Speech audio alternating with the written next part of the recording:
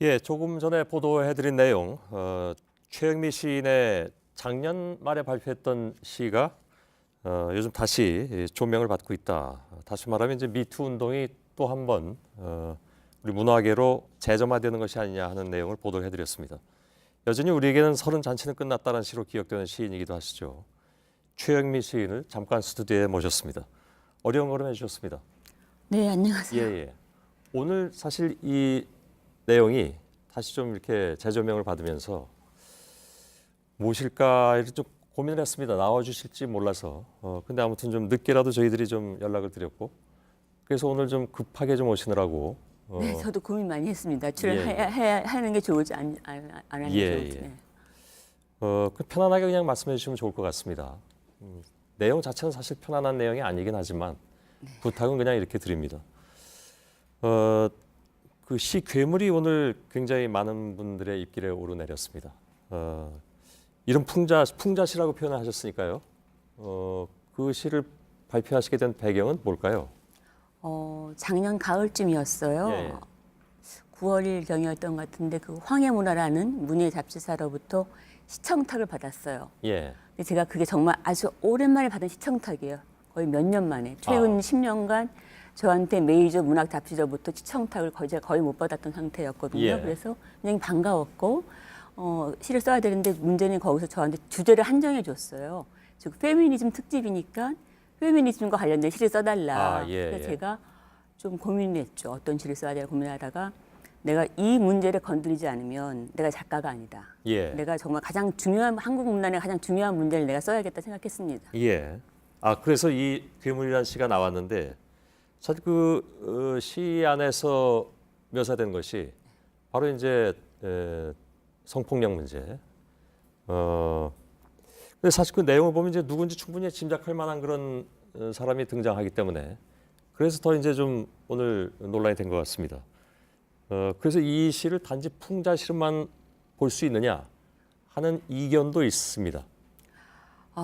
그런 뜻인데 제가 일단 드리고 싶은 말씀은 문학작품이라는 것은 제가 어떤 시를 쓸 때 내가 누구를 특정 인물인지 모델이 떠올라서 머리에 내가 누구를 주제로 내가 시를 써야겠다 생각하고 써요. 예. 처음에. 근데 시를 전개해 나가는 과정에서 다른 사람들이 막 들어와요. 그런가요? 이제 예술 창작 과정의 특성인데 예. 그래서 다른 사람들이 막 들어오고 혹은 처음에 어떤 자신의 경험이나 사실에 기반해서 쓰려고 하더라도 약간 과장되기도 하고 예. 그래서 그 결과물로 나온 문학 작품은 시는 현실과는 별개의 것이죠. 예. 현실하고 똑같이 이렇게 매치시키면 곤란하죠. 예. 알겠습니다.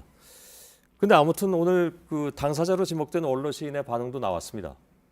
네. 혹시 들으셨는지 모르겠지만 당시 후배 문인을 격려한다는 취지에서 한 행동이 오늘날에 비추어 성희롱으로 규정된다면 잘못된 행동이라 생각하고 뉘우친다라는 반응이 나왔습니다. 여기에 대해서 어떻게 받아들이시겠습니까? 저는 우선 그 당사자로 지목된 문인이 제가 시를 쓸 때 처음 떠올린 문인이 맞다면 예. 굉장히 구차한 변명이라고 생각해요. 예. 구차하고 그는 상습범입니다. 한두 번이 아니라 정말 여러 차례 제가 문단 초기에 데뷔할 때 여러 차례 너무나 많은 그 성추행과 성희롱을 제가 목격했고 예. 혹은 제가 피해를 봤고요. 피해자가 여럿이다. 셀 수 없이 많습니다. 대한민국 그렇습니까? 부처에. 예. 근데 재작년에 문단에 이것이 크게 이슈가 됐을 때 단지 이제 그분뿐만이 아니라 다른 분들도 굉장히 이슈가 됐습니다. 우리가 잘 아는 유명 소설가도 거기에 포함되어 있었고요. 네. 그렇게 보자면 결국은 이제 최영미 시인께서 말씀하신 그 말씀의 핵심은 우리 문단 내 이런 것들이 거의 어떻게 보면 이런 표현이 어떨지 모르겠습니다만 다반사처럼 되어 있었다 이렇게 받아들이라는 얘기인가요? 네, 제가 그 등단한 무렵에는 거의 일상화되어 있었어요. 제가 1992년에 등단하고 예. 첫 시집을 94년에 냈는데 주로 제가 그 사이에 93년 전후로 제가 문단 술자리 모임에 많이 참석했어요. 예. 문단 천년색이니까 이 동네가 어떤 곳인가 궁금하기도 하고 그런데 제가 그때 목격한 풍경은 정말 놀라울 정도로 충격적이었습니다. 그렇습니까? 네, 그럼 정말 제가 그래서 어떻게 이런 표현을 할 수 있을까 모르겠는데 내가 문단 이영모 씨인 줄 안다면 내가 여기 들어왔을까? 그런 그 후회도 많이 정도로? 네, 그 정도였어요. 예. 조금 한 걸음 더 들어가겠습니다. 말씀하신 내용 중에 무슨 말씀이 있었냐면 문단 권력의 요구를 거절하면 피해를 입을 수밖에 없었다라는 말씀을 하셨는데 그것 역시 개인의 문제였습니까? 문단 전체의 문제였습니까? 구조적인 문제라고 저는 생각해요. 예. 어떤 피해가 있습니까? 그게 참 눈에 보이지 않는데 이런 식이죠. 그러니까 어떤 여성 문인이 젊은 여성 문인이 권력을 쥔 남성 문인, 뭐 평론가일 수도 있고 예. 뭐 시인일 수도 있고 소설가일 수도 있죠. 남성 문인이 어떤 성적인 요구를 거절하면 술자리든 아니든 간에 그 거절할 때도 좀 세련되게 거절하지 못하고 좀 거칠게 거절하면은 예. 뒤에 이제 그들은 복수를 하죠. 근데 그리고 그런 거절이 뭐 술자리에 나와달라, 뭐 혹은 술자리에서 뭐 어떤 성희롱을 이제 거치게 거절을 하면 예. 그들이 이제 편집위원으로 있는 잡지가 있어요. 예. 그 문단에 메이저 문예 잡지가 있는데 문예 잡지의 편집위원들이 바로 그들인데 그들이 시 편집 회의를 하면서 그런 자신의 요구를 거절한 그 여성 문인에게 시청탁을 하지 않죠. 예. 이런 식이죠. 그리고 그녀의 작품집이 나와도 그녀의 작품집에 대해서 한 줄도 쓰지 않아요.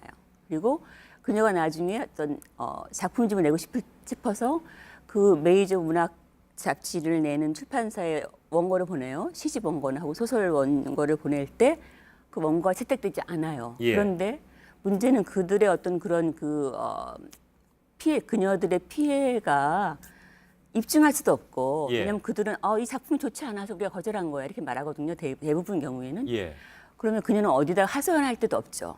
근데 그런 그 일이 몇 회 반복돼요. 10년, 20년 반복되면은 예. 그녀는 그 작가로서 생명이 거의 끝나요. 왜냐하면 메이저 문학 잡지에 메이저 문학 잡지에서 그녀의 책이 나오지 않고 예. 어떤 평론도 한 줄도 실리지 않는다면 이건 좀 사실 좀 충격적인 말씀이라서요.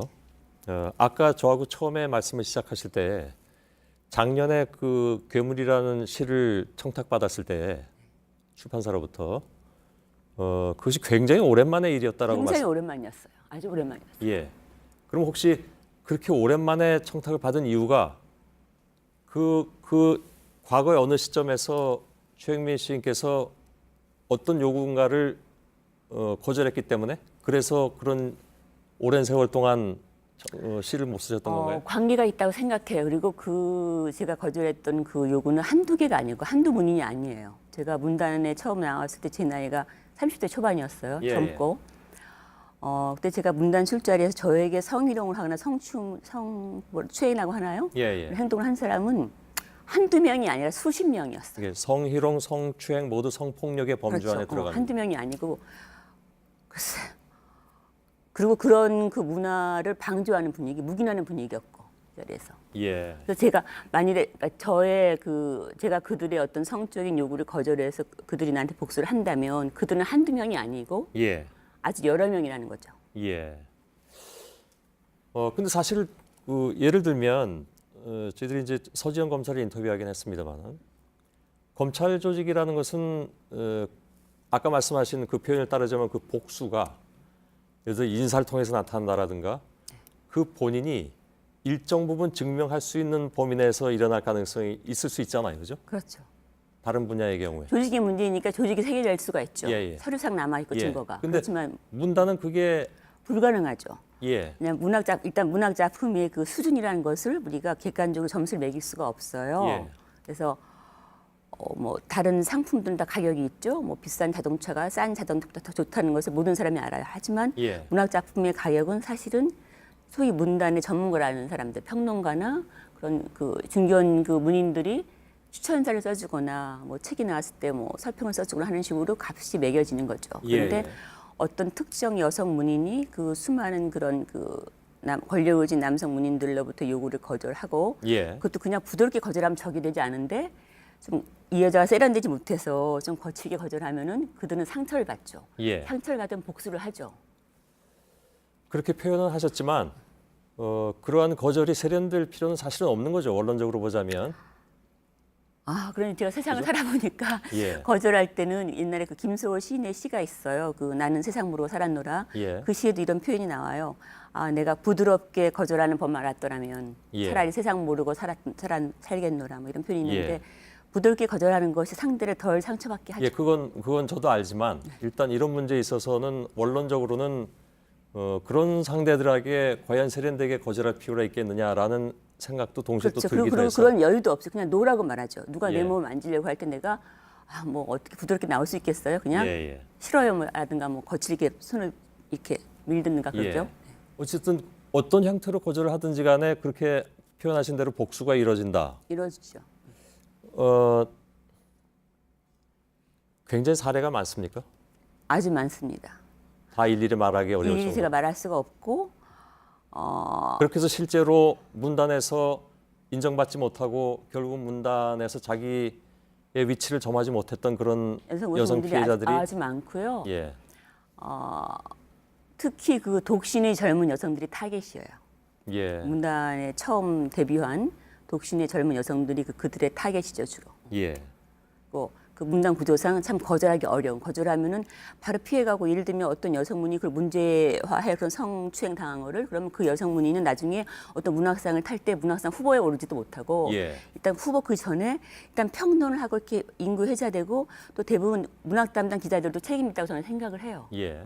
신문사 문학 담당 기자들도 일부 가해자였고 성추행에 제가 목격한 그런 문단의 성추행에 그리고 그들이 그 문학 담당 기자들은 대부분 평론가들 말을 아주 신뢰해요. 지나칠 예. 정도로. 그래서 어떤 평론가나 뭐 몇 명의 평론가들이 이 작품 좋지 않아.